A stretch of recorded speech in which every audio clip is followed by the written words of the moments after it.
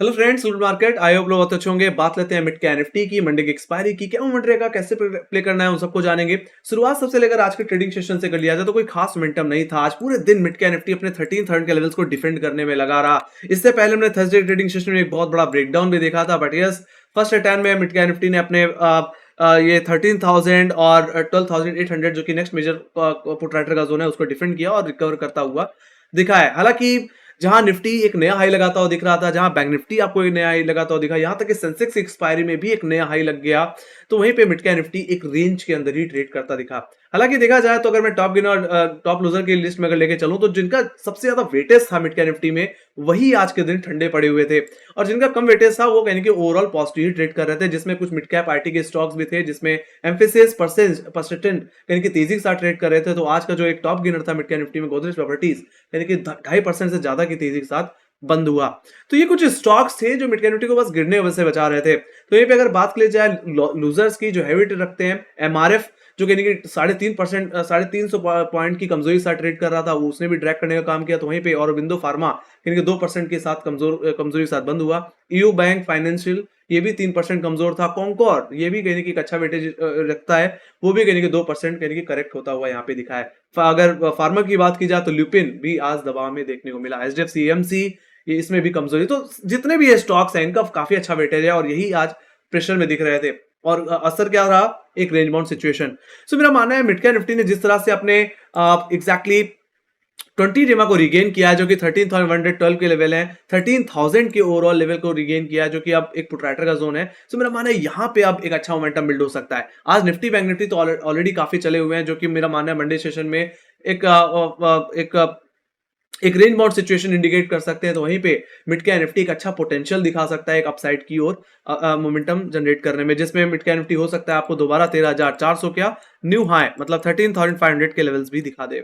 Alright, तो यहाँ पे मैं बुलिश ही हूँ फिलहाल। और मेरा मानना है अगर आप फ्रेश लॉन्ग पोजीशन बनाना चाहते हैं तो 13,200 रुपए के ऊपर एक फ्रेश लॉन्ग पोजीशन देखनी चाहिए। फिलहाल यहाँ पे डिटेल में बात कर लेते हैं लेवल्स की। तो यहाँ पे जो रेंज मैं देख पा रहा हूँ गाइस, तो 13,200 से लेकर के 13,000 की देख पा रहा हूँ एज पर ऑप्शन डेटा, जिसमें पर लेवल्स में 13,160 जो कि आज का हाई है, और 13,200 जहां पे सबसे ज्यादा क्वालिटी आज देखने मिली है। ये जोन मेरे लिए फर्स्ट अटैम्प्ट में सेल जोन की तरह काम करेगा। तो मेरा मानना है अगर मिड कैप निफ्टी में एक गैप अप देखने को मिल जाए और 13,200 का लेवल अगर शुरुआती 15-20 मिनट में अगर सस्टेन होता हुआ दिखे, तो मेरा मानना है एक फ्रेश बाइंग बननी चाहिए, जिसके बिहाफ पे फर्स्ट टारगेट जो आपका बन जाएगा वो हो जाएगा 13,280 का लेवल, जो कि एक्जैक्टली कहीं ना कहीं हमारा थर्सडे का हाई है। तो ये पे सेकंड टारगेट डेफिनेटली 13,400 के लेवल्स, जो कि बैंक मिड कैप निफ्टी का ऑल टाइम हाई है, इस हफ्ते का हाई है। तो वहां तक की स्विंग मुझे देखने को मिल सकती है। हालांकि ऐसी सिचुएशन में मैंने रेफरेंस के लिए एक फॉलिंग ट्रेंडलाइन का भी यूज किया हुआ है, जो कि ऑल टाइम हाई से ही है। इस ट्रेंडलाइन का ब्रेकआउट और 13,200 के ऊपर सस्टेन कर जाना एक अच्छा कंफर्मेशन होगा एक फ्रेश कॉल ऑप्शन प्ले करने के लिए। तो ये पे जहां तक बात रही रेंज के अंदर प्ले करने की, तो मैं तो यही कहूंगा एक्सपायरी भी है, कॉलेटर का भी एरिया है। तो फर्स्ट रिटर्न में ऐसा हो सकता है अगर फ्लैट ओपनिंग हुई तो डेफिनेटली ये जोन एक तरह से सेल जोन की तरह ही काम करेगा, और ये ट्रेंड लाइन यानी कि रिजेक्शन पॉइंट की तरह काम करेगी। तो एक बार चाहो तो आप रिजेक्शन भी प्ले कर सकते हैं 13,160 13,200 के जोन पे, और हाई लेवल्स पे 15-20 पॉइंट कैसे लगा करके एक बार के लिए सेलिंग प्रेशर भी एक्सपेक्ट कर सकते हैं। तो वहीं पे जहां तक बात रही लोअर लेवल्स की, तो अगर सेलिंग प्रेशर आया भी तो कहते हैं कि वो 13,000 के लेवल्स तक सपोर्ट ले सकता है, क्योंकि वहां पे सबसे ज्यादा क्वालिटी अब देखने मिले, और यही फ्राइडे का लो भी है। और ये हमारे लिए मंडे सेशन में इमीडिएट बेसिस पे बाई जोन की तरह काम करेगा। तो अगर आपको 13,000 के जोन अगर दोबारा देखने को मिल जाए, तो मैं तो कहूंगा यहाँ पे अगर रिवर्सल पैटर्न बन रहा है तो नीचे 10-15 पॉइंट कैसे लगा करके दोबारा रिकवरी के लिए अटेम्प्ट लगाना चाहिए।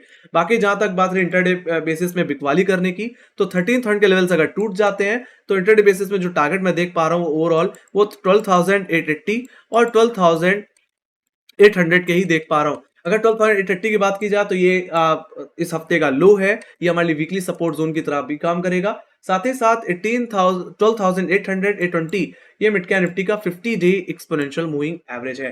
तो मेरा मानना है वहां तक की गिरावट देखने को मिल सकती है, और वहां से दोबारा आपको रिकवरी प्ले आउट होते हुए भी दिख सकती है। बाकी यस, अगर मिड कैप निफ्टी में कमजोरी तब आ जाएगी जब मिड कैप निफ्टी इस हफ्ते का लो तोड़ देगा, मतलब 12,800 के नीचे डेली क्लोजिंग दे दे या तो आवरली क्लोजिंग दे दे। अगर ऐसा हुआ तो फिर मिड कैप निफ्टी की कमजोरी बढ़ सकती है, और उस हिसाब से मिड कैप निफ्टी वापस कहने की 12,700 12,500 रुपए के लेवल्स की तरफ भी जाता हुआ फिर दिख सकता है। तो मंदी तभी करना जब 12,800 रुपए का लेवल टूट जाए। ऑलराइट, उससे पहले आप लेवल बेस्ड ही ट्रेड करके चलें। रेंज आपकी जो रहेगी लेवल बेस्ड ट्रेडिंग करने की, जिसमें न्यूट्रल बायस्ड रहना है आपको, वो 13,200 से लेकर के 12,800 की ही है। ऑलराइट, आइदर साइड एक बड़े मूवमेंट की एक्सपेक्टेशन आप रख के चल सकते हैं। जहां 13,200 का लेवल अगर सस्टेन कर जाए तो हम न्यू हाई की एक्सपेक्टेशन रख सकते हैं, तो वहीं पे 12,800 का ब्रेकडाउन देखने को मिल जाए, मतलब वीकली सपोर्ट का ब्रेकडाउन देखने को मिल जाए, तो फिर एक अच्छी खासी कमजोरी इनकी आपको फिर देखने को मिलेगी। बाकी डेफिनेटली ऐसा मिड कैप निफ्टी की एक्सपायरी भी मोस्ट ऑफ टाइम एक रेंज के अंदर ही होती है, तो अगर फ्लैट ओपनिंग होती है और एक टिपिकल एक्सपायरी हुई तो कहीं ना कहीं 13,200 से 13,000 रेंज में ही होती हुई दिख सकती है। हालांकि ये मैं एनालिसिस सिर्फ मंडे के लिए ही नहीं, पूरे हफ्ते के लिए यहाँ पे कर रहा हूँ। सो दैट्स द थिंग। तो ये थे टेक्निकल्स जिस पे हमें ध्यान देना है, जिन लेवल्स पे हमें फोकस करना है, और उन लेवल्स की इंपॉर्टेंस हमने समझी। Let me go to option data guys. Option data में अगर देख लिया जाए तो अभी भी पुट राइटर के अंदर उतना कॉन्फिडेंस नहीं है जितना कॉल राइटर के अंदर देखने मिल रहा है। और इस समय जो एक मेजर इमीडिएट हर्डल जो रहेगा मंडे सेशन में, वो रहेगा 13,200 की कॉल ऑप्शन, 13,200 का लेवल ओवरऑल, जहां पे 22,82,000 का ओआई देखने को मिलता है। बाकी उसके बाद अगर मुझे कहीं हर्डल दिख रहा है तो सीधे से 13,300 भी दिखता है, जहां पे 26 लाख का ओआई बिल्डअप है। बट मेरा मानना है अगर 13,200 के ऊपर एक डेली क्लोजिंग भी मिल गई तो वो भी एक रिवर्सल का इंडिकेशन होगा। एक पिछले दिन के हाई के ऊपर भी अगर क्लोजिंग मिल जाती है एक डाउन ट्रेंड के बाद, तो एक रिवर्सल की एक्सपेक्टेशन रखी जा सकती है। So that's the thing. तो वहीं पे लोअर लेवल्स की बात कर ली जाए तो 13,100, जहां पे 14,57,000 का हुआ ये पुट साइड पे, वो मेरे लिए इमीडिएट सपोर्ट। तो वहीं पे जो मेजर सपोर्ट रहेगा मंडे सेशन में, वो रहेगा 13,000 का लेवल, जहां पे 17 लाख का ओआई बिल्डअप देखने को मिलता है। बाकी उसके बाद अगर कहीं एक्टिव पुट राइटिंग हुई तो सीधे सीधे वो 12,800 पे हुई है, जहां पे 50 डे मा और इस हफ्ते का लो है। तो जो डेटा है वो एक्जैक्टली न्यूट्रल बायस्ड है। पीसीआर भी 0.79 है, जो कि बेहतर है कहीं ना कहीं अपसाइड को प्ले करने के लिए। ऑलराइट, तो अगर ऐसे बताया जाए तो 13,200 इमीडिएट हर्डल, तो 13,300 हमारे लिए मेजर हर्डल की तरह काम कर सकता है। तो लोअर लेवल्स पे 13,100 इमीडिएट सपोर्ट, तो 13,000 का जोन यानी कि हमारे लिए मेजर सपोर्ट की तरह काम करेगा। ऑलराइट, बाकी 13,800 ओटीएम में हमारे लिए क्रूशियल लेवल रहेगा, जिसके ब्रेकडाउन पे एक बड़ी कमजोरी आ सकती है।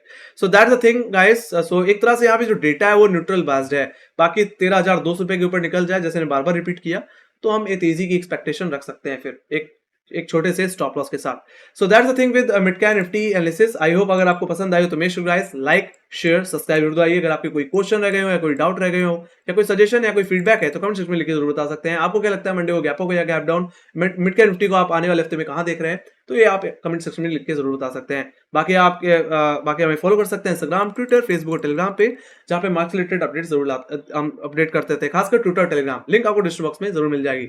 इसी के साथ thank you very much watching. Bye guys, take care guys, love you, bye bye, thank you very much.